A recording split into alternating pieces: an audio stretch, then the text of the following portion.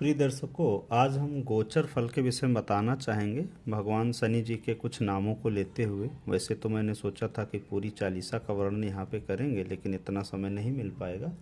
तो हम आज थोड़ी सी कुछ चौपाइयों के माध्यम से आप लोगों को समझाने की कोशिश करते हैं। और हेडिंग मैंने डाली है शनि देव का गोचर फल एवं दशा फल देखने की विधि एवं पाव भी यहाँ पे समझिए। पाव अर्थात पावा, पैर, 4 पैर होते हैं। किन किन राशियों में जाते हैं उनके विषय में हम बात करना चाहेंगे आज यहाँ पे। और इसको बहुत गंभीरता से समझें, देखें कि भगवान शनि जी का गोचर वैसे ही बदलने वाला है। 29 तारीख को शायद 9:30 बजे अपनी राशि बदल देंगे, मीन राशि में जाएंगे। तो मीन राशि का देखिए, मुंडेन एस्ट्रोलॉजी के हिसाब से मीन राशि का शनि बहुत उत्तम फल नहीं करने का है ना। देश के लिए दुर्भिक्ष साबित होगा। इसके विषय में मैं अलग से वीडियो बनाऊंगा, तब उसमें मैं बताऊंगा कि कैसे दुर्भिक्ष होगा। ठीक है, अब हम चलते हैं अपने शनिदेव के कुछ नामों को लेते हुए। देखिए, भगवान शनि के यहाँ पे 10 नाम, वैसे और भी अलग नाम है, सतनामी भी होती है, 108 नाम होते हैं, लेकिन यहाँ पे मैं 10 नामों का वर्णन कर रहा हूँ। प्रभु शनि के नाम है 10 नाम। पिंगल, कृष्णो, छाया, नंदन, यम। यम अपने वास्तु में भी एक यम देवता होते हैं। कौणस्थ, रौद्र, रुद्र भी होते हैं वहाँ पे। दुख भंजन, क्या नाम? पिंगल, कृष्णो, छाया, नंदन, यम, कौणस्थ, रौद्र, दुख भंजन, सौरी, मंद, शनि। यह 10 नामा। ठीक है। वाहन प्रभु के 7 सुजाना, जग, दिग्गज, गंधर्व, मृग, स्वाना, जम्बुक, सिंह आदि नखधारी, गज वाहन, लक्ष्मी ग्रह आवे। जब भगवान शनि देव गज वाहन पे आते हैं तो लक्ष्मी को लेके आते हैं। हैते सुख संपत्ति उपजा में धन धान्य सुख संपत्ति परिवार शांति सब देते हैं। ठीक है। गर्दर्भ हानि करे बहु काजा। ठीक है। सिंह सिद्ध कर राज समाजा। जब भगवान सिंह राशि सिंह पे आते हैं, सिंह सवारी पे आते हैं, और गंधर्व हानि करें बहु काजा, यानी कि इसमें हानि करते हैं। क्या करते हैं? नुकसान करते हैं। जम्बुक बुद्धि नष्ट करावें। देखिए, यहाँ पे बुद्धि नष्ट करावें के विषय में एक कहानी छोटी सी बताना चाहूँगा। बहुत उत्तम कहानी। अब उस एक राजा थे, उनके मित्र शनिदेव महाराज थे। अगर आप लोगों को राजा का नाम याद आ जाए तो कृपया मेरे कमेंट्स में शेयर कर देना। तो शनिदेव की 7.5 लगनी हुई थी, तो शनिदेव महाराज उनके पास जाते हैं और कहते हैं कि भाई आप मेरे मित्र हो और मैं जो है कल से आपके ऊपर 7.5 का प्रभाव डालेंगे। तो उन्होंने, राजा साहब ने हंस के बोला कि आप तो मेरे मित्र हो। बोले हाँ ठीक बात है। तो बोले मुझे क्यों, काहे को डर? बोले नहीं, डर तो चूँकि मैं न्याय का देवता हूँ, मैं न्याय करूँगा। आपने जो पाप अपराध किए होंगे, मुझे जो लेखा जोखा मिलेगा उसके आधार पे मैं आपके साथ न्याय करूँगा। तो बोले पर हाँ, मित्र होने के नाते मैं आपको एक फ़ायदा देना चाहूँगा, आप एक आशीर्वाद मांग लो हमसे, एक वरदान मांग लो, ये आपकी छूट है। तो आज आपके पास समय, अपने घर जाके अपनी पत्नियों से बच्चों से सलाह मशवरा करके आप एक वरदान मांग लो। तो बोले ठीक है, मैं घर जाता हूँ। और वो जाते हैं। अब राजाओं को तो आप जानते हैं इतिहास में, 1 2 3 4 5 जितनी भी हों उतनी रानियाँ थी उनके। तो शायद 3 रानियों का कथन मैं बताता हूँ आपको। तो पहले बड़ी रानी के पास, छोटी रानी के पास जाते, जो सबसे छोटी होती है उसके पास गए और उससे बोले कि कल से मेरे ऊपर 7.5 का प्रभाव होगा। तो बोले तो फिर क्या किया जाए? बोले शनिदेव महाराज ने कहा है कि आप एक वरदान मांग लो। बोले ठीक है, तो आप एक काम करो, स्वास्थ्य मांग लो, बल, शारीरिक बल। तो बोले इससे क्या होगा? बोले इससे ये होगा, अगर राजपाट चला भी जाएगा तो हम मजदूरी लेवरी करके खा कमा लेंगे। बोले ठीक है। अब उससे बड़ी जो थी उसके पास गए, तो उसने कहा धन मांग लो, अगर हम रोगी होंगे, एक राजा आदमी कहाँ मजदूरी करने जाएगा, नाम खराब होगा, तो एक काम करना, उनसे धन मांग लो, राज वैभव मांग लो। बोले ठीक। अब सबसे बड़ी वाले के पास गए, उससे बोले कि क्या मांगे? एक ऐसी सी बात है, कल से शनि महाराज मेरे 7.5 का प्रभाव डालेंगे। तो बोले, बड़ी वाली ने सबसे मुस्कुरा के बोली कि उन दोनों ने क्या क्या कहा? तो उन्होंने बताया कि एक ने कहा है धन मांग लो, एक ने कहा शरीर मांग लो, स्वास्थ्य बल हष्ट पुष्टि मांग लो, कि निरोगी काया बनी रहे। चूँकि रोग हो जाता है तब भी बहुत धन खर्च होता है और जीवन बचने की भी उम्मीद नहीं होती है।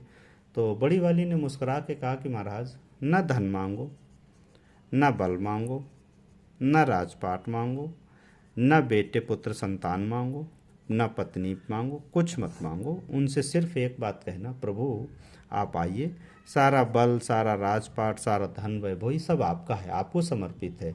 मेरी बुद्धि मत भ्रष्ट करना। क्या मत करना? बुद्धि मत भ्रष्ट करना।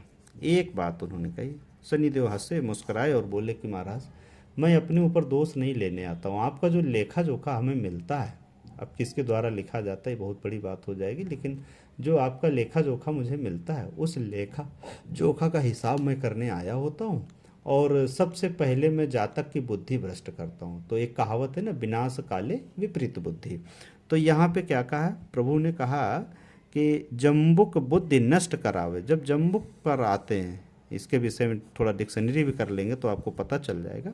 मृग दे कष्ट प्राण संहारे, जब मृग पर आते हैं तो प्राणों को कष्ट आता है, भय लगने लगता है, मृत्यु का डर लगने लगता है। और ऐसे केस मैंने देखे हैं जो अपने समय में बहुत बलशाली हुआ करते थे, जब शनि की साढ़े साथी है तो उनको घर से निकलना बहुत मुश्किल हो रहा था, वो कांप रहे थे, और कोई खास उम्र नहीं थी, 45 वर्ष की उम्र थी उनकी, और बहुत भयभीत थे, गाड़ी में किक नहीं लगा पा रहे थे, स्टार्ट नहीं कर पाते थे, दरवाज़ा खोलने नहीं आते थे, अगर कोई बेल बजती थी तो घर के अंदर दुबक जाते थे, पुलिस देखते थे तो उनको डर लगने लगता था, कौन है, हर जगह मतलब बहुत चिंतित रहते थे।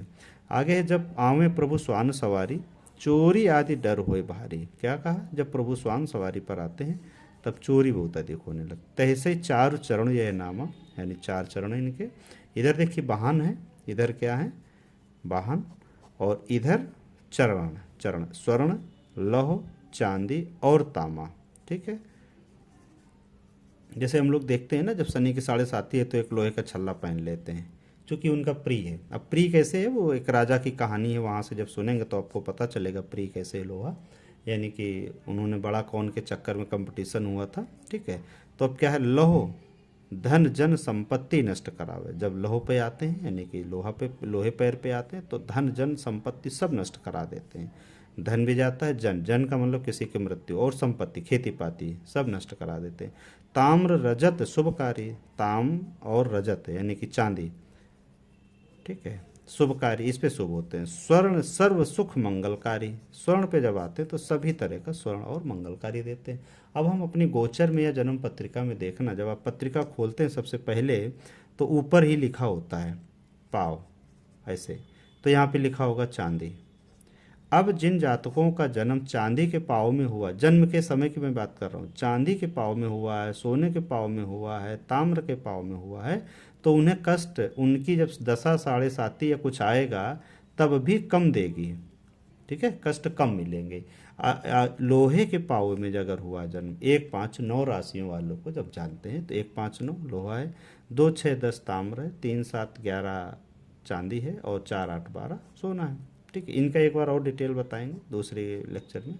तो आज अभी मैं इसमें ये बताना चाह रहा हूँ कि अभी 29 मार्च से शनिदेव महाराज हमारे मीन राशि में जा रहे हैं, कुंभ से मीन में जाने वाले हैं।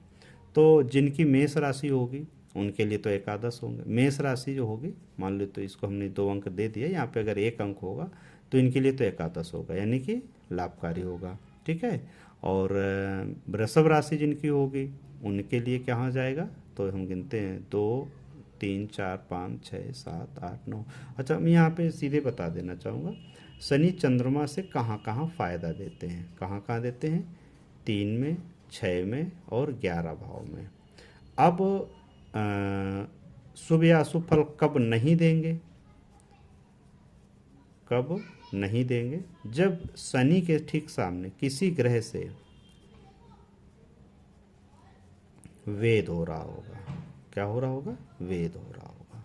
वेद का एक अगले लेक्चर में ही जस्ट मैं पिछले कुछ बताए हूँ और आगे भी मैं बताऊंगा कि वेद कहाँ से देखते हैं। अब अभी यहाँ पे मैं केवल इतना बता दे रहा हूँ। मान लो मीन में अभी हैं आपके शनि आ रहे हैं, और मीन से ठीक सामने कन्या बनेगी, 1 2 3 4 5 6 7 कन्या में कोई ग्रह है, तो अभी वर्तमान में मान लेते राहु हैं, तो यानी कि यहाँ पे अभी अपना सुफल नहीं दे पाएंगे, क्योंकि राहु इनको पूरी दृष्टि से टार्च से देख रहे हैं इनको, इसलिए अभी यहाँ पे उतना कष्टकारी नहीं होंगे।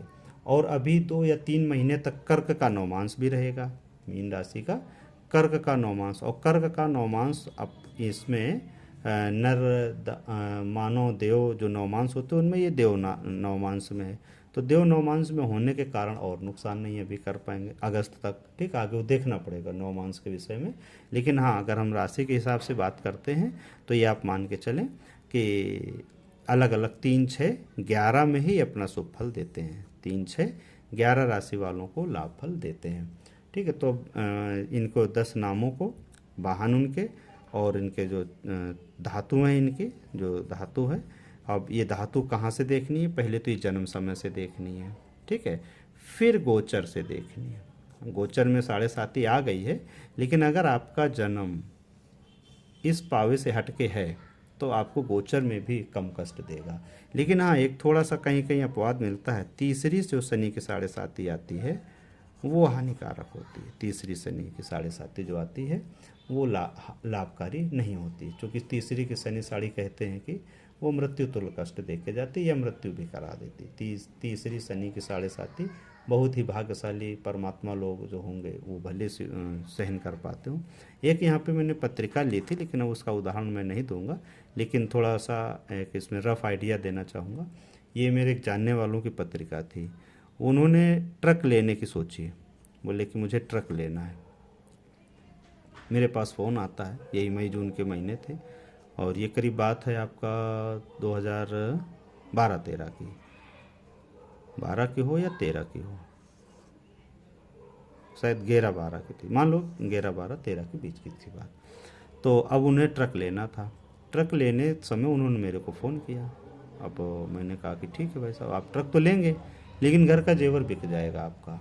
तो बोले नहीं, मेरा एक मित्र अभी लाया है, मेरा एक भतीजा लाया है और वो बहुत अच्छा धन कमा रहे। तो मैंने कहा महाराज, सबकी भाग्य एक जैसी नहीं होती है, और आप मानेंगे नहीं, चूँकि आप ज्योतिष को नहीं मानते, पर आप बिक जाएंगे, आप जो है तंग हो जाएंगे और अपने बीवी बच्चों के जेवर बेच देंगे और बेघर कर देंगे आप सबको। बोले ठीक है, देखा जाएगा। वो नहीं माने, तो हमने कहा पूछा ही क्यों। खैर कोई बात नहीं। और जैसा मैंने कहा था, मैं इसमें कोई परमात्मा नहीं बनना चाहूँगा, ये तो जो हमारे ज्योतिषी सूत्र हैं उन्होंने कहा कि शनि की 7.5 आ रही है। शनि की 7.5 के 3 रूप होते हैं। जब चंद्रमा से एक घर पहले और एक घर बाद आते हैं तो ये 7.5 कहलाती है। चूँकि 2.5 वर्ष ये होते हैं, 2.5 वर्ष ये होते हैं और 2.5 वर्ष ये होते हैं, तो ये 7.5 वर्ष हो जाते हैं। ठीक, इसके बाद एक कंटक होती है। कंटक क्या होती है? जो चौथे होती है, चंद्रमा से चौथे और 8वें जब राशि में आते हैं तब हानि करते हैं। ठीक है, ये बड़ी कष्टकारी होती है, ये इसे कंटक कहते हैं, ये बड़ी कष्टकारी होती है। गुजरात में कहावत है कि खप्पर में भोजन खिला देती है। जब कंटक शनि आते हैं तो खप्पर में भोजन करा देते हैं। ठीक है, तो इस गोचर को समझें और भयभीत ना हो। भयभीत होने के लिए वीडियो नहीं बना रहा हूँ, इसको जानने की बात है और सावधानी रखने की बात है। शनिदेव एक न्याय के देवता हैं। ठीक, इसमें नक्षत्र सिद्धांत भी लगता है, जिसे हम तारा सिद्धांत कहते हैं, उसके आधार पर भी देखा जाता है, लेकिन सब जो चंद्रमा से देखा जाता है बहुत अच्छा फलित होता है।